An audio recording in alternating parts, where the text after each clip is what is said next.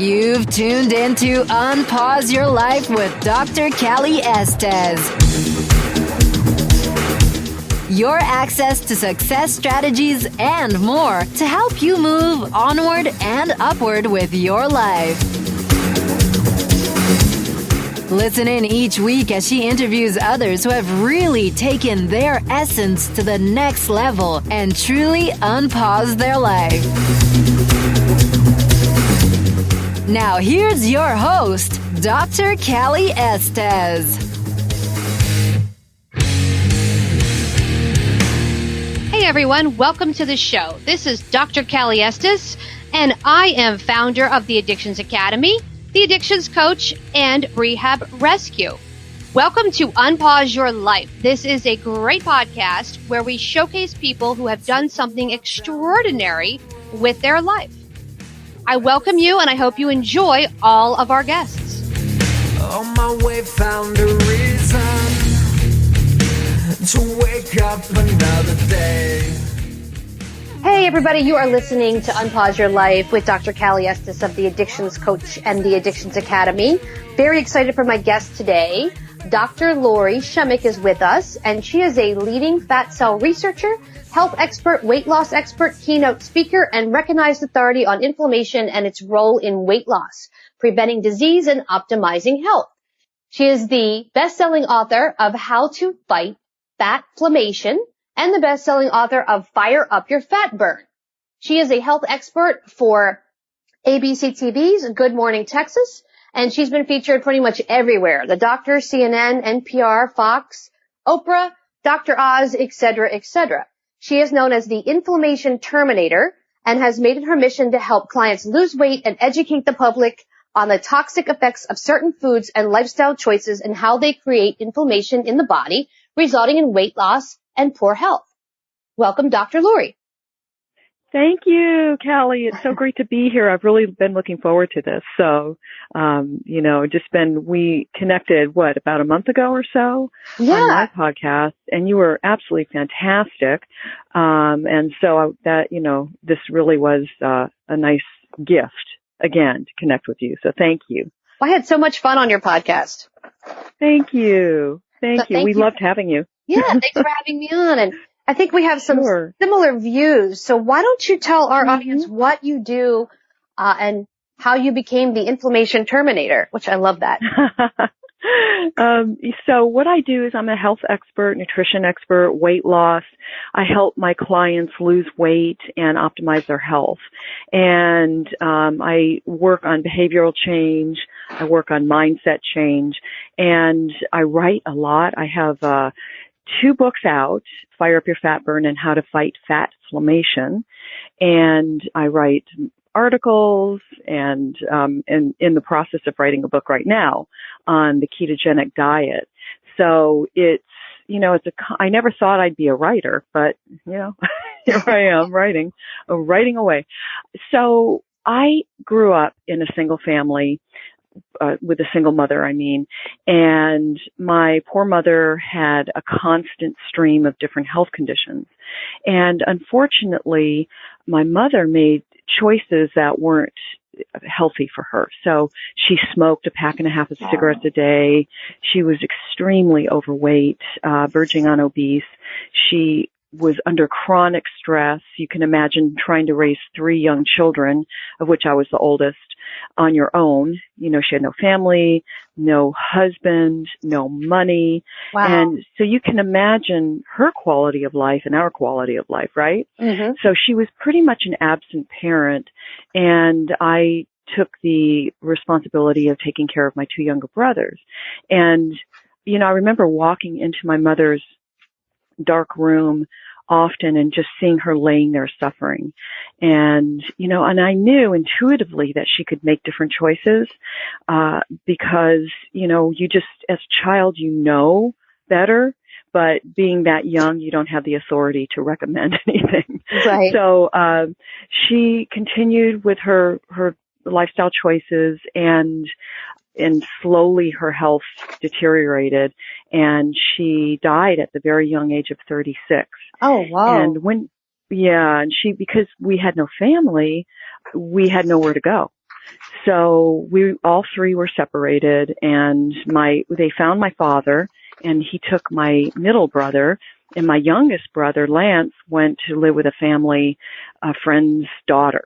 Okay. And I went with my grandparents in Texas. And so, we were never to live together again, and yet we're very close and in touch. But, and I bring this up only to show people that the choices that they make really have an influence, not just on their health and their mindset, right, and their behavior, but also to other people in their world. Okay. Had my mother chosen different or made different choices, things may have been different. And it's really sad because so many people like my mother throw their hands up in the air, are overwhelmed, and they feel as if this is their lot in life. This is the hand they've been dealt, and they feel that they don't have any options when in fact they really do. So that is why I went into the field of doing what I'm doing. I knew I wanted to help people understand that they do have choice in life. That was my goal, that they don't have to give up and surrender. And also, I was always interested in health. And so, even as a 9-year-old, 8-year-old girl, you'd see me just reading medical books or, nutrition books. If somebody told me something was healthy for me, I just scarf it up and eat it up. So the combination of the two led me to helping at-risk families with an organization called Family Outreach.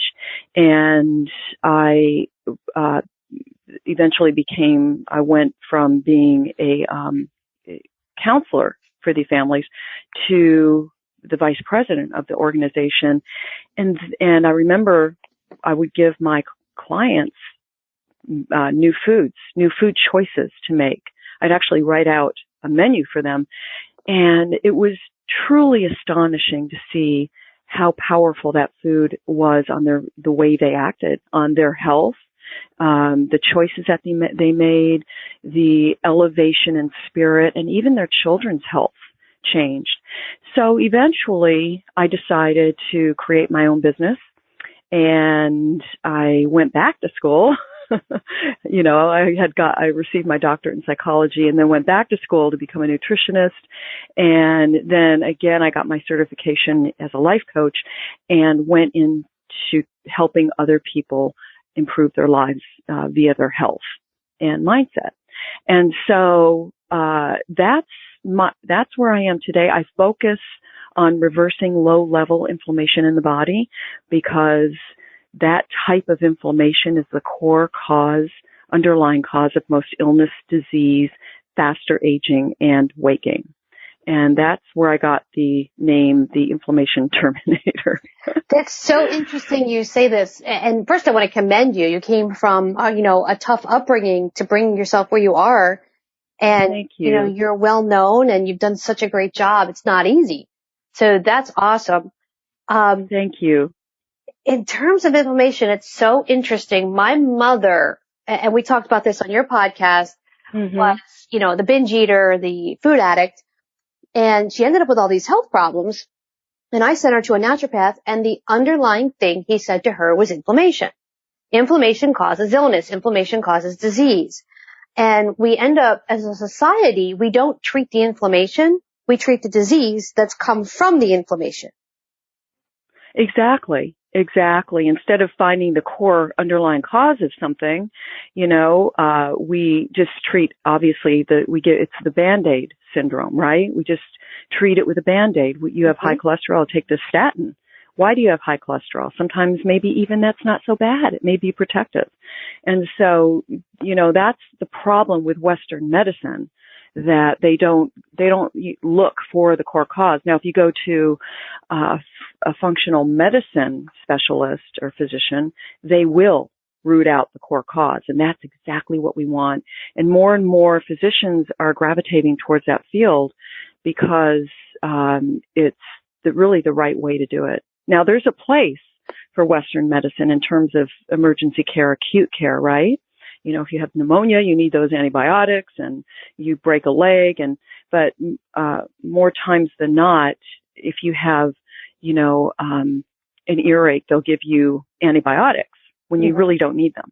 Right. Or a cold or whatever. That's what got me so sick. When I was growing up, I was allergic to cigarette smoke, but they didn't know that. And my father was a chain smoker.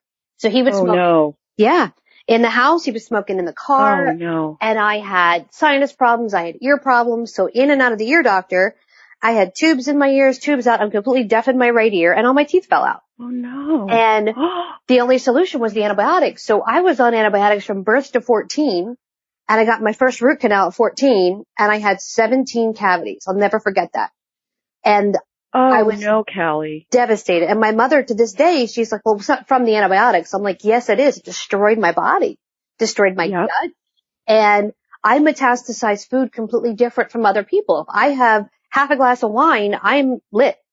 And people don't realize that. They say, well, just half a glass of wine. I'm like, well, I don't have, I have permeated colon. I have all the garbage from all that stuff. And you may be lacking a special enzyme that helps to metabolize alcohol. There's an enzyme. Yeah, Asian people are lacking this enzyme as well. Many Asian people. Interesting. Mm-hmm.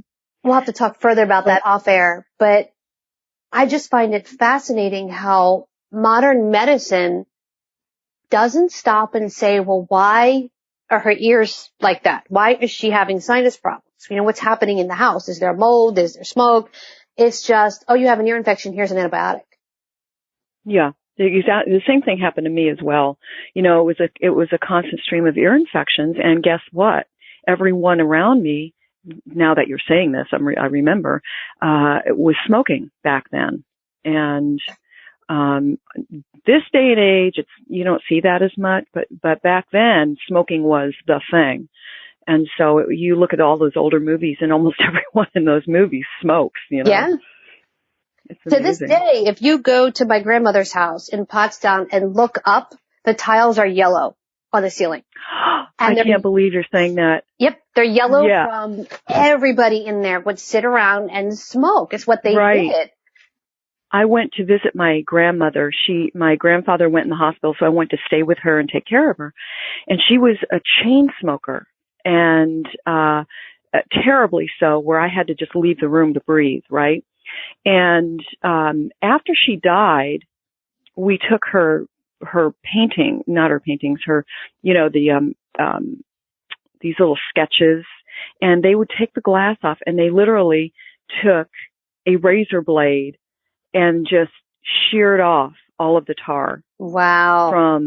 From all of the smoke, and her ceiling as well. I started to clean her ceiling for her, and then I went, forget it. It was just unbelievable. So I know exactly what you're talking about. Yeah. And the same thing in my house. My mom started ripping down the wallpaper, and the house was built in the 40s, and it's layer after layer. And when you get back to the last layer, it's yellow.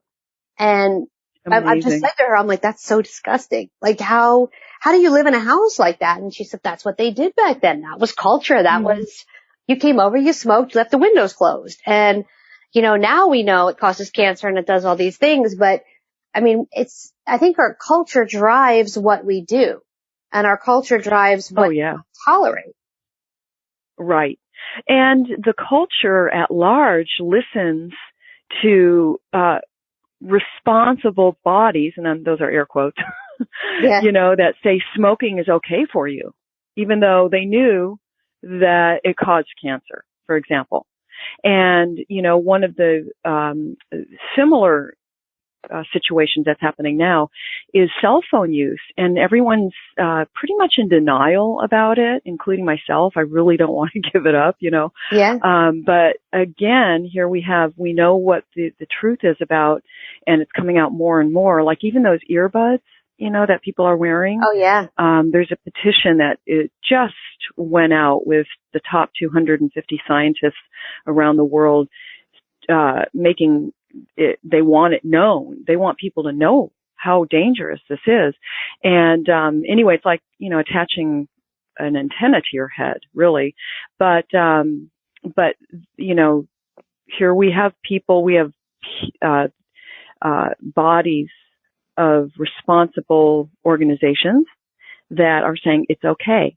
It's not going to hurt you, And so that's what we all want to believe, right? Yeah, we don't want to give up our cell phone. Who does? It's so convenient and wonderful. But the truth is the truth, and it's coming out more and more.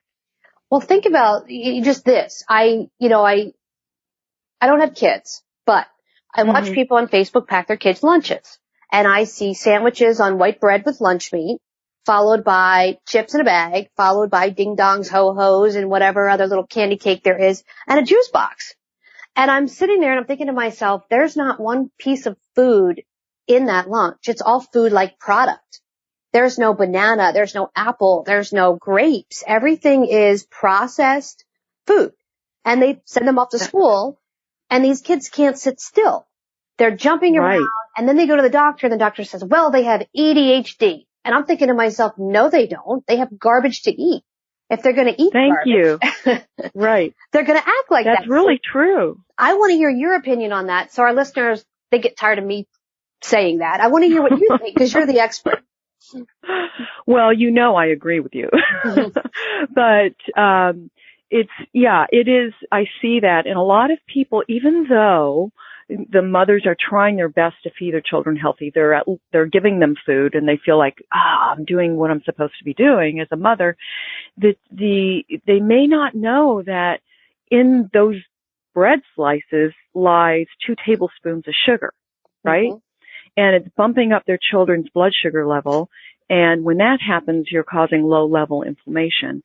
The juice is even worse, okay, in a way, because it's fructose. And fructose plays havoc with, especially if you have an excess amount of sugar and fructose in your diet. The liver is your largest fat-burning organ. It's the organ you must take care of in order to optimize, to keep healthy, and to allow it to do its job of removing toxins out of the body. But because people are eating the way they're eating now, children and adults are coming. They actually have, and the majority of them do not realize it. They have non-alcoholic fatty liver disease, and children have it, which is ungodly. It's unheard of that a child would have this, but it's all related to the types of foods that they're being fed, that they're eating. So the white bread, or even whole wheat bread, is high in sugar, and it's really important to eat bread that doesn't have any sugar. But the transition to that kind of bread is challenging, especially when you have children, right? But it is something that needs to be done. Bread without sugar, you can find it. There are some that out there that our children do like, so it's important to just look at the ingredient list. But the sugar is very important. There are processes that go on in the body when you ingest sugar that, again, they not only affect the function of tissues within the body, all the organs in the body, the skin, your skin, wrinkles and sagging skin all come about because of a process called glycation. So you all know the brown crispy potatoes on the stove. That crispy part is called glycation. It's the browning effect, essentially, caramelization. And that same process happens in the human body. So when you eat sugar, proteins and sugar, they attach, and it changes the function and nature of the tissue in the body. So imagine doing this every day of your life. You would eventually pay you would pay for this in the end, because you're eating foods that are processed, that are not good for you. The body doesn't know what to do with processed foods. When you ingest sugar, it's like, well, what do we do? Okay, well, let's just store it right now because we don't know what to do with it. So our fat cells get packed with sugar, our liver gets packed with sugar. And again, if you're trying to lose weight, sugar, glucose, the liver, it can't hold a lot of glucose, right? So then it goes to the muscle cells. The muscle cells can't hold a lot of it. We end up storing whatever it's circulating, and it's all stored up. Okay. So the liver that is now, holding all this sugar is really becoming unhealthy. And if you see two pictures side by side, a healthy liver and one that's packed with glucose and other compounds, you will see a marked difference. And what you don't want that. You want your liver to be healthy. You want your liver to be able to do what it's supposed to do. And so anyway, back to the children. That's what's happening to our children right now when they're fed white bread, even whole wheat bread, juice, chips, and that's your typical lunch, maybe some jam on that bread, or cold cuts with sugar in them. You just have to be really careful about what you're eating. You must read the ingredient list. That's all there is to it. I teach classes for adults to become recovery coaches, food addiction coaches, etc. And the one thing I make them do, it's a 48-hour class, so it's 5 hours each day, is in between the two classes, they have to go sugar-free. And these are adults. These are people 18, I think my oldest one was 75.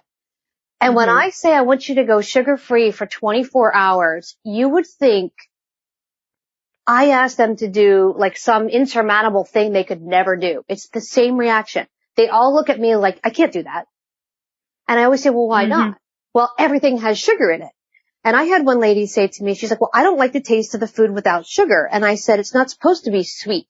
Certain foods are not meant to be sweet. Bread should not be sweet. It's not exactly designed for that. Exactly. What am I supposed to eat? I said, you want something sweet? Eat a banana. And she goes, well, that's not sweet. I said, then your taste buds are off, because somebody who doesn't eat sugar, when they eat a banana or grapes, it's very sweet. And it should be. And then when you have a piece of cake, it's sickening sweet. That's how you know it's too sweet. And that's how you know when you finally kicked sugar to the curb as well. I was addicted to sugar in my early 20s when I was going to school, and I got off it. And I was able, because I knew that I was addicted, and I knew I didn't want that in my life. I did not want to be chained to that food. I felt I had to have it every day, and that's not good. And so, getting off sugar was like one of the best things I ever did. It's very liberating. But I remember when I would, and even to this day, I don't have sugar in my diet very rarely. When I eat sugar, it's like cake or something like that. It's beyond, like you said, sickeningly sweet. And that's a good way to describe it. But what happens, your taste buds actually do change. They transition, and every 3 days we have new taste buds develop. And so if you've been off sugar for even a couple days, you're going to see a huge difference in the way things taste. And salt is the same way. It's interesting you said that. My husband is like the junk food king. Like, he can literally eat Burger King, McDonald's. It doesn't affect him. We get our blood work done. I remember you saying that. Oh my God. His blood work's perfect. And so I made him go junk food free. No fast food, no nothing. And the first day, he was like horrified. He's like, what am I going to eat for breakfast? I'm like, egg whites. And he just looked at me. He's like, that's gross. I'm like, well, you're going to eat it anyway. So he did. And he got off of it. And I said, now I want you to go to the Burger King drive-thru and get the garbage you normally get, your, burger and your French fries and your Diet Coke, and tell me how you feel. And he goes, I'll be fine. And he went. He called me 20 minutes later after he ate, and he goes, I feel sick. And I said, tell me how sick you feel. He goes, I'm tired. He goes, I can't think. He goes, I was trying to describe something, and the word I'm looking for is blue. He goes, I couldn't remember the word blue all of a sudden. And I said, oh, wow. How many chemicals are in that food? And he goes, what do you mean? And I'm like, well, it's not meat. It's a meat-like product. They're putting ammonia in it. They're putting bleach in it. You're ingesting this stuff. It's going to impact how you think and how you feel. And he goes, I want to lay down and take a nap. He goes, or I want to throw up. And I'm like, well, honestly, throwing up might be the best thing you can do, because it's going to take you a while to process the food. So fast forward to the next day, I said, how do you feel? He goes, I still feel funny. He goes, I still feel cloudy. And I said, that's the chemical. Wow. 24 hours later. It took him 48 hours to purge the garbage. And he finally said, yeah. Yeah, and a lot of those toxins are stored in the fat cells, in our fat. And that's not good. So when you do detox and say it does get released, it does cause some uncomfortable manifestations. Oh, yeah. This is Yeah. so interesting. So tell me a little bit about the new book you have coming out. What's that about?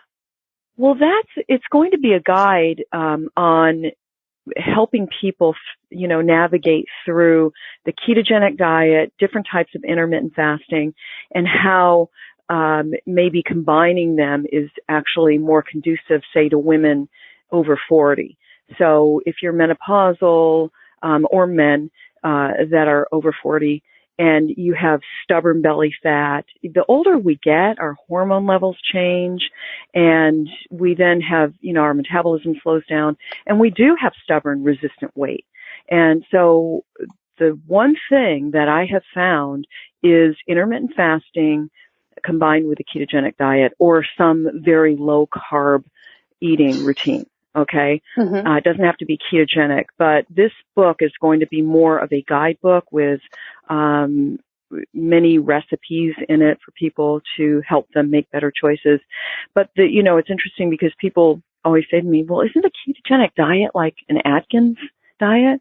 And I always say, no, it's not at all. The Atkins diet was high protein. And the ketogenic diet is a moderate type of protein. So, there is a transition, just like there is in any type of healthy eating, where, you go from a really carb dependent, glucose dependent diet, such as junk food, or whatever. And then you go to a healthier diet, you're not going to have as much carbohydrate intake, right? And so your cells are dependent upon that glucose, literally. And when they're not getting it, they're going to be forced to using your own fat for fuel. And when the liver breaks down that fat, you create what's called an energy body called ketones. And these ketones are powerhouses, I'm telling you, not just for weight loss, but for brain health, for reversing inflammation, for more athletic ability, tamping down on appetite. It is truly a wonderful way of eating. But the problem is many people cannot sustain the ketogenic diet very long. And so what has been found through research is that when you combine the ketogenic diet with intermittent fasting here and there, it is more powerful, and you don't have to do all of it all the time. So you do intermittent fasting a couple days a week. You do ketogenic food choices most of the time, and you're good to go. You can cycle in and out of more carbs, less carbs. So that's the way to do it. And in fact, that's the way we were genetically programmed to do it anyway, because you think about our ancestors roaming around hunting, right? They sometimes had a lot of carbohydrates, like they found a big bush of berries, or they found a beehive with a lot of honey in it. That's a lot of carb intake at once. I want to stop for 1 second. So many people don't realize fruits and vegetables are carbohydrate. And they say, well, that's a good point. Yes, you're right. So I have to have a rice, or I have to have a potato, or I have to have bread, because that's what we had in the 40s and 50s. We had a meat, we had a starch, and we had a vegetable. And they don't realize that the vegetables contain carbohydrates. So I find that in itself interesting. I didn't mean to cut you off. Yeah, you are absolutely right. And so it's important for people to know that your carbohydrate intake should mostly come from vegetables, and non-starchy vegetables at that, if you're serious about it. If you just want vegetables, high intake of vegetables with starchy vegetables, that's fine, but chances are your weight won't fall off as easily, depending upon your activity level. So if you're an athlete, yes, it probably will, but, and plus they could benefit from the added glucose, depending on how strenuous their activity is. But, what your end goal is to be metabolically flexible. So if, say you've been doing low carb and you've maybe you've been intermittent fasting 3 times a week, then you have a sweet potato. Your body can handle that without you even coming out of ketosis, right? So that's your end goal, is to become metabolically flexible. And it's easy to do once you know how to do it the right way. Awesome. Well, we are out of time, I'm sad to say, but tell our listeners how they can find you. And okay, you can find me. Thank you. You can find me at drloryshemek.com, and you can find both of my books on Amazon, How to Fight FATflammation and Fire Up Your Fat Burn. And I'm on social media. I'm on Instagram as Lori Shemek, Dr. Lori Shemek on Facebook, and Lori Shemek on Twitter. And every day I post all over the place healthy tips for leading a healthy, optimized life. Awesome. And we will post that up for all the listeners right up on the website, so you will have everything to access Dr. Lori. And if you have any questions, you can always contact us, and we will put you in touch with her as well. Thank you so much for coming on the show. I also have a newsletter. Oh, go ahead. Oh, you're so welcome. Yes, I also have a newsletter for those that are interested with a book, Metabolism Masterclass. So when they sign up for the book, or the newsletter, they get the book. So it's awesome. Right there on my landing page. Yeah. Perfect. We'll put that all up and direct them over to your landing page. Wonderful. And it was wonderful. You so much. Thank you. Okay. You're very welcome. You guys have been listening to Unpause Your Life with Dr. Callie Estes. Have a great day, guys.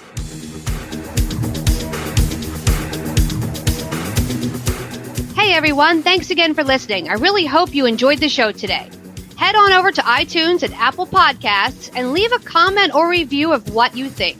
Or contact us at 1-800-706-0318. If you want to be on our show, feel free to email or call. And if you have a topic, feel free to email or call as well. Thanks for listening to Unpause Your Life. For show notes and more, head on over to unpauseyourlife.com.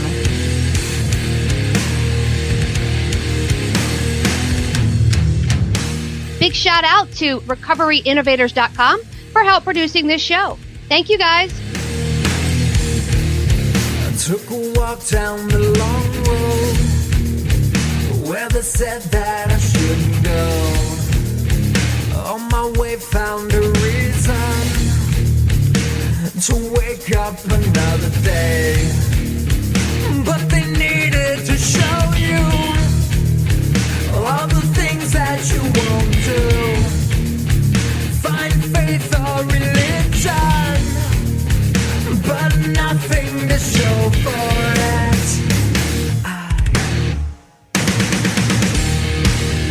No need to escape, in love with my pain. I may be awake, but I'm alive, still alive, and I won't be bound by your mistake. No, I won't be your enemy, trapped at the gate. Bring me to life, put me to death. Just give me something that's just not so hard to believe. To believe. To believe.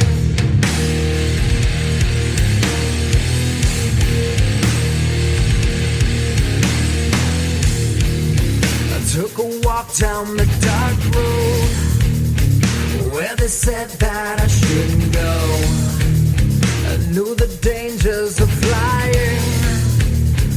Now I'm so far from solid ground.